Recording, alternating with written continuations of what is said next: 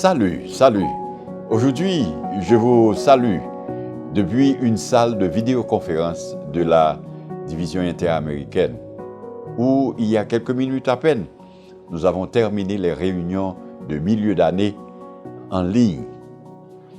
Comme vous le savez, l'Assemblée générale de la Conférence générale prévue pour 2020 a été reportée à cette année, 2021, puis à 2022, allongeant la période de 5 ans du quinquennat. Pour cette raison, le comité exécutif de la Conférence générale a donné l'autorisation aux divisions de nommer des dirigeants associés, des secrétaires itinérants et des directeurs de département, ainsi que les administrateurs des unions missions, c'est-à-dire pour nous, sur notre territoire, 13 des 24 unions que constitue la DIA. Cette décision permettra à l'Église de se concentrer sur le plan stratégique I will go, j'irai, pour cette période de 5 ans que nous avons déjà commencé et qui se termine en 2025. Vous pouvez trouver les détails et les noms des personnes en charge de ces ministères pour les années suivantes sur le site web de la division interaméricaine. Je tiens à souligner quelques noms de personnes qui ont consacré toute leur vie au service du Seigneur et qui, à partir de cette date, prendront leur retraite au quartier général de la division.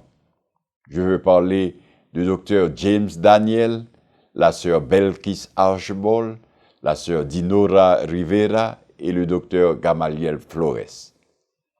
La maison d'édition Gema, qui opère sur le territoire du Mexique, et avec son président, le pasteur David Javier Pérez, et les présidents de différentes unions au Mexique et en Amérique centrale.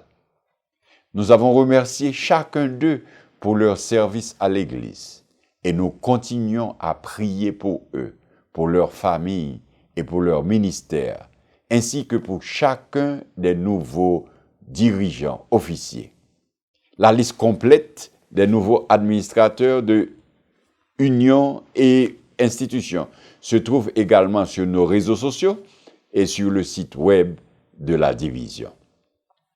Les moments sont difficiles, ceux que nous traversons et qui ont généré beaucoup d'incertitudes. Mais nous louons Dieu parce que malgré tout ce que nous voyons, Dieu est avec son Église. Nous l'avons confirmé dans les rapports reçus, nous l'avons confirmé dans les initiatives et dans les votes pris. Tout cela nous incite à marcher dans l'humilité et la responsabilité, avec une grande prudence dans nos actions, mais aussi avec une grande détermination pour continuer à prêcher que Jésus vient très bientôt. Je vous invite à prier pour la direction de Dieu, depuis l'Église locale jusqu'à l'Église mondiale.